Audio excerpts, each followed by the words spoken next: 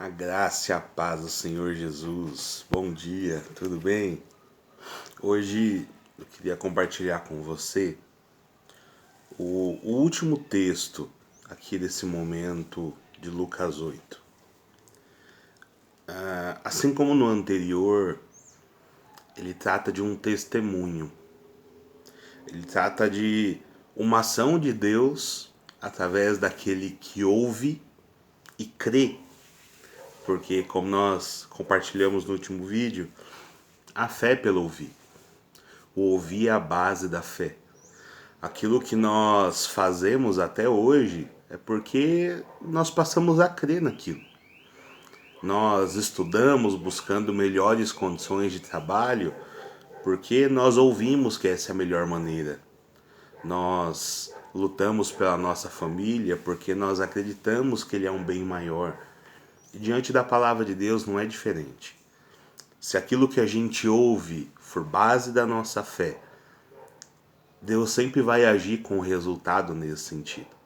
Sejamos coerentes naquilo que nós cremos, mas que possamos ouvir e reter aquilo que a palavra tem para dizer a nós. E aqui a palavra tem dois momentos. No último vídeo nós falamos sobre a mulher do fluxo de sangue, a mulher que foi curada. E tem um momento desse último texto antes e depois da cura dessa mulher. Antes da cura, lá no versículo 40 de Lucas 8, se tiver sua Bíblia, acompanhe aí. A palavra diz assim: Ao regressar Jesus, a multidão recebeu com alegria, porque todos o estavam esperando. Eis que veio um homem chamado Jairo, que era chefe da sinagoga, e prostrando-se aos pés de Jesus, lhe suplicou que chegasse até a sua casa, pois tinha uma filha única de 12 anos que estava à morte. Algumas traduções ainda dizem estava à beira da morte. E logo depois tem a cura da mulher do fluxo de sangue. Nesse primeiro momento, ele aponta dois momentos muito importantes. O primeiro é a disposição de Jairo. A palavra diz que ele era um dos principais da sinagoga, ou como diz na minha Bíblia, o chefe da sinagoga. E eu preciso te lembrar que foram justamente os judeus, aqueles que criam na palavra do Senhor, é que o acusaram ao ponto da crucificação. Todo o contexto cooperou, a obra de Jesus era essa, mas foram justamente aqueles que mais se dedicavam à palavra que tinham dificuldade de enxergar quem era Jesus. E nesse momento Jairo ele esquece a posição dele, ele esquece quem ele era, ele se humilha diante da multidão, porque diz que muitos o esperavam. Nos versos seguintes, que é da mulher que foi curada, diz que a multidão apertava pela quantidade de pessoas, e mesmo independente de tudo aquilo que estava acontecendo, ele se humilhou diante de Jesus. Ele esqueceu a posição e passou a clamar pela cura da filha.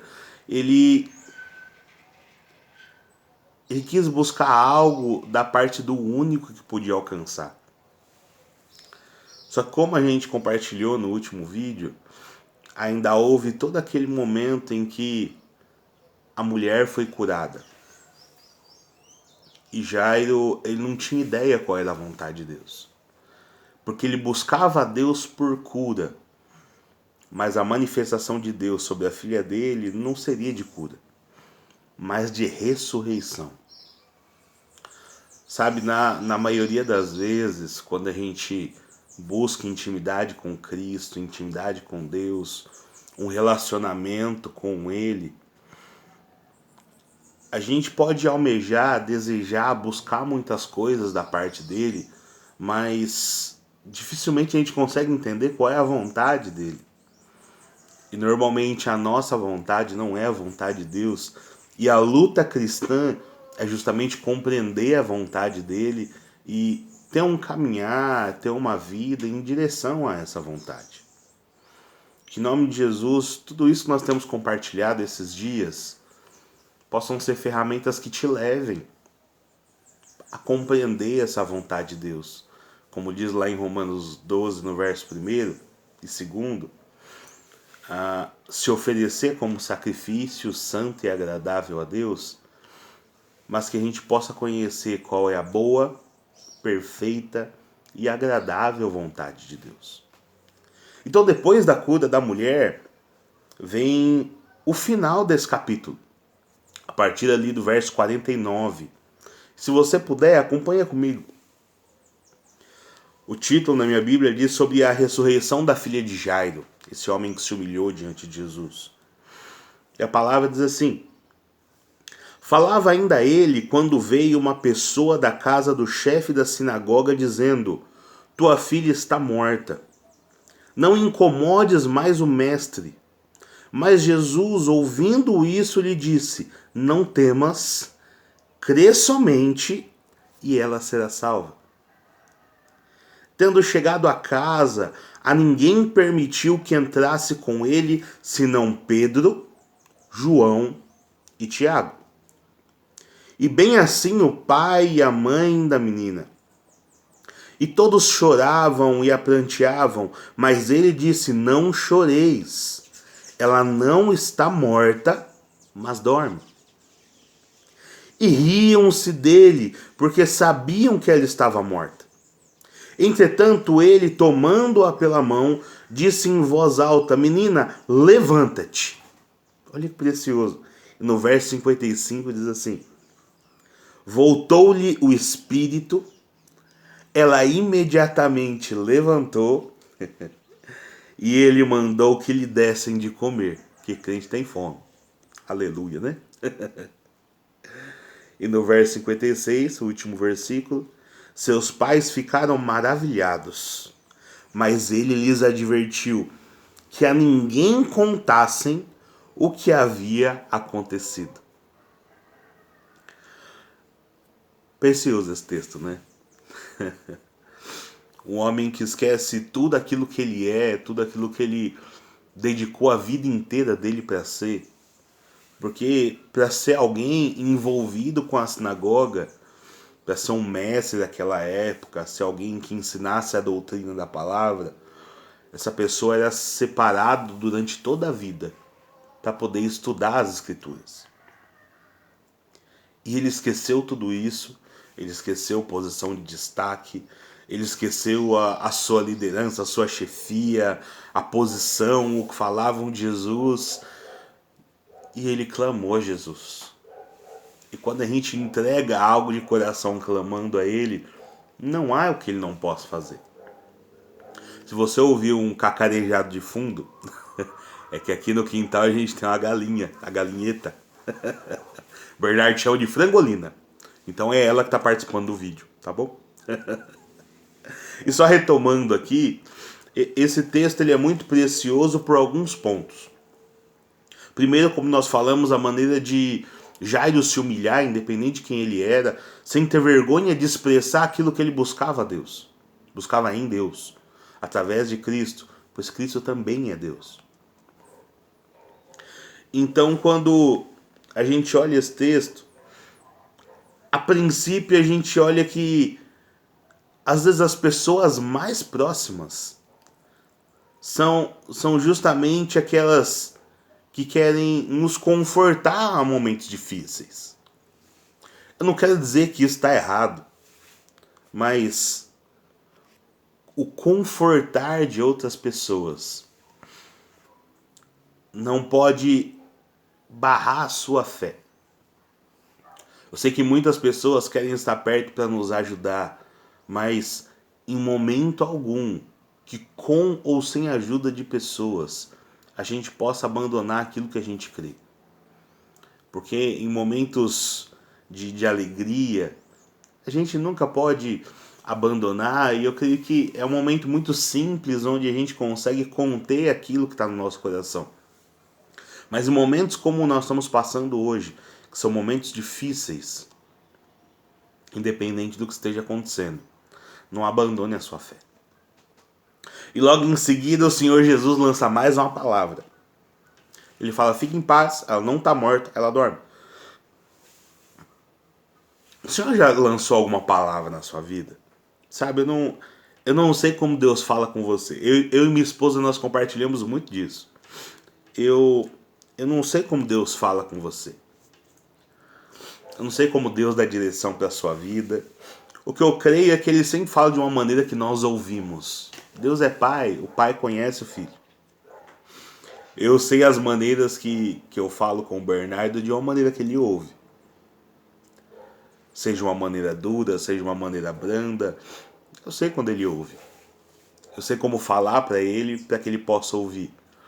A diferença é que quando a gente fala com criança, a gente precisa ter um tipo de palavra para tratar com a maturidade que ele tem até aquele momento. E quando a gente fala com um adulto também é diferente.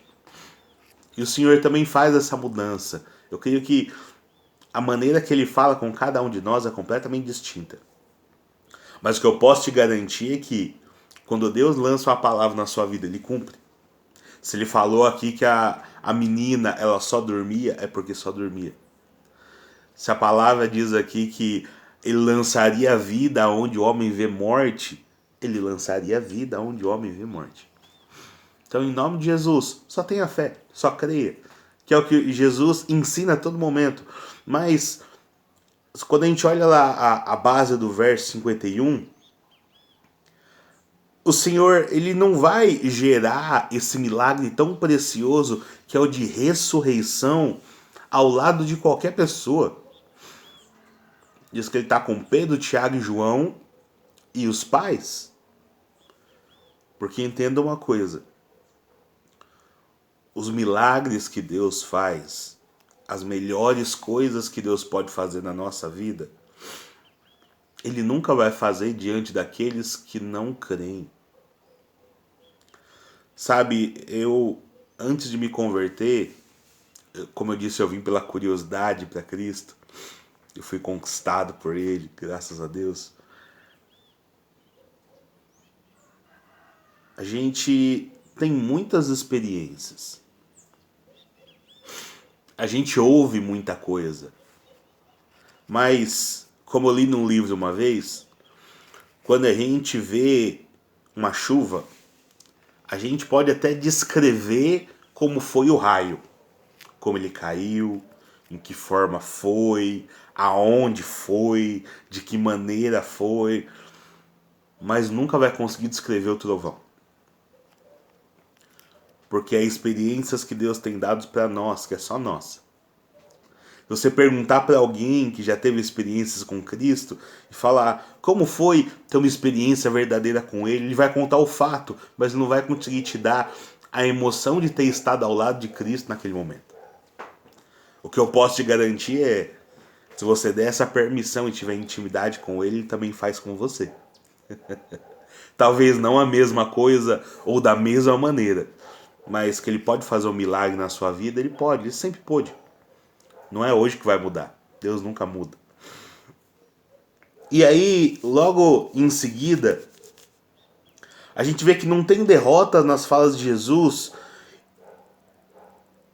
E mesmo que todos tentem dizer não, que caçoavam de Cristo, falavam não, a palavra diz que as pessoas riam. As pessoas de dentro de casa. Elas riam de Jesus porque sabiam que a menina já tinha morrido. E eu creio que esse é um momento muito difícil quando a gente se converte. É quando as pessoas olham para nós e falam, quer dizer que agora você é santo. Se você é convertido, eu creio que você já ouviu isso pelo menos uma vez. E é exatamente isso. Ser santo não é ganhar superpoderes. Santo significa ser separado. E quando a gente tem intimidade com Cristo, a gente é separado para experiências que só Cristo pode dar. Por isso ele chama Pedro, Tiago, João e os pais. Jairo está ali. O homem que buscou intimidade com Cristo sem ter vergonha no meio do povo. Que não haja vergonha em professar sua fé, mas que você possa ter a oportunidade de confessar Jesus. E o maravilhoso lá no verso 55, 54, 55.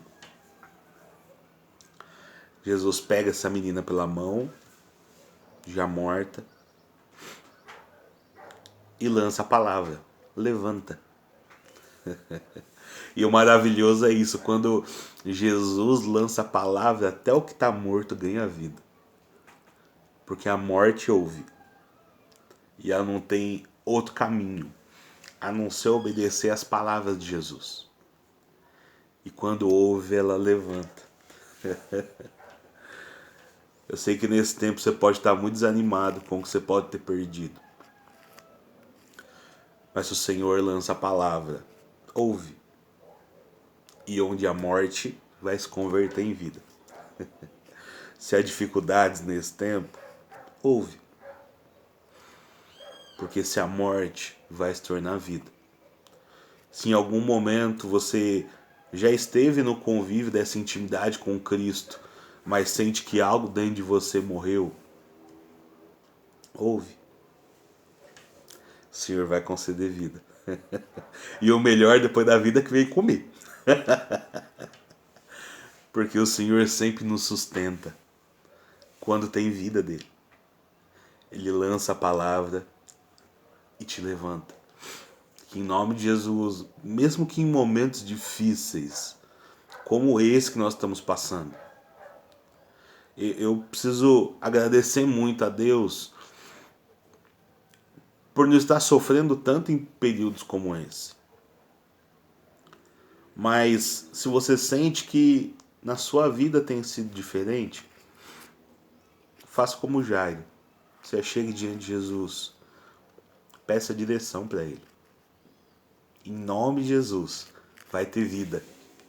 E mais do que isso, ele vai te sustentar. Ele vai te alimentar. E você vai ter uma vitalidade que você nunca teve antes. Oportunidades que você nunca teve antes. E eu creio que é em momentos de dificuldade que pessoas fortes são levantadas. É em momentos de dúvida em que pessoas com convicção se levantam. Então, em nome de Jesus, estenda as mãos para que Jesus possa te conceder a vida que você ainda não teve, mas possa te dar o sustento que você também ainda não conheceu. Mas o mais interessante que eu acho nesse texto é o final, não só desse texto, mas do capítulo. É que Jesus fala: não conta para ninguém. Se coloca no lugar só. Eu gosto muito da palavra, gosto muito da Bíblia, porque eu gosto de assistir o que está acontecendo. Não sei se você é tão visual quanto eu, mas eu queria te ajudar. Você sai desesperado, esquece quem você é, esquece sua posição, vai buscar Jesus com pressa porque sua filha está morrendo. Jesus ainda para no meio do caminho. Eu tento pensar o ódio que esse homem deve ter sentido daquela mulher de fluxo de sangue, com desespero para curar a filha dele, e ela para Jesus e ainda vai contar a história dela, por que ela tocou em Jesus. E só depois chega na casa, e quando ele chega na casa, ele fica sabendo que a filha morreu. Aí então Jesus chama aqueles que são mais íntimos, Jesus chama aqueles que são mais próximos, aqueles que tiveram fé em buscá-lo, e ressuscita a menina. Quando uma coisa boa acontece na sua vida, você consegue ficar de boca fechada? Gente, desculpa, eu não consigo. Eu não consigo. E são esses paradoxos da palavra. E eu digo paradoxo pessoal. Eu não digo nem quanto ao texto em si. Como que você mantém uma alegria tão grande fechada? Sabe, é maravilhoso contar aquilo que Jesus faz na nossa vida. Porque eu creio que muitos vêm através do testemunho. E muitos geram testemunho a partir daquilo que aconteceu na nossa vida. Mas que a sua vida com Jesus não seja somente buscar alguma coisa. Religião, eu gostaria que você entendesse o que eu vou dizer, é algo muito ruim. a religião em si. Porque a religião diz respeito a uma troca que você faz com Deus. Você pratica algo para receber algo em troca. E Jesus nunca ensinou isso. Jesus sempre ensinou um relacionamento com o Pai. Um relacionamento verdadeiro. Quando você se casa, você já parou para pensar que horrível seria um relacionamento com o marido, com a esposa, onde você só mora junto por convenção social?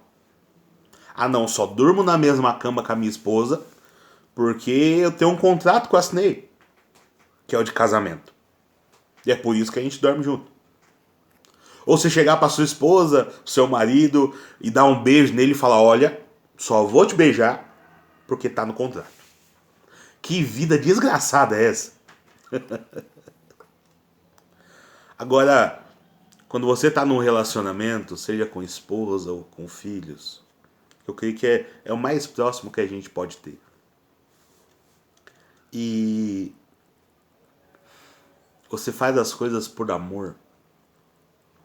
Você tem prazer em fazer as coisas. Independente de ter algo em troca ou não, mas pelo prazer do relacionamento. Pelo prazer de estar próximo. É isso que Jesus nos ensina em relação a Deus. Que em nome de Jesus, a sua intimidade com Deus seja um testemunho muito maior do que as coisas que Deus já fez na sua vida. Precisamos contar o testemunho? Com certeza. Com certeza. Mas que você possa ter tranquilidade e paciência para compartilhar isso a partir de uma vida de intimidade com Deus. Porque não tenha dúvida que tudo aquilo que houve da parte de Deus é transformado. Aqui eu queria encerrar dizendo meu muito obrigado por você ter acompanhado até aqui. Esse é o último vídeo dessa série. Quero continuar lançando algumas palavras na sua vida diariamente. Mas eu queria que você se desse essa oportunidade. Se durante esses dias Deus tem falado com você, eu peço que você compartilhe comigo, compartilhe nos comentários do vídeo. Compartilhe esse vídeo com pessoas que você entende que também precisam ouvir, que ainda não conseguiram enxergar Jesus como Ele é. E que em nome de Jesus, assim como eu, assim como a filha de Jairo, assim como tudo aquilo que nós temos visto nesse capítulo 8, você seja o filho que ouve da parte do Pai o bom conselho e seja transformado e edificado por Ele.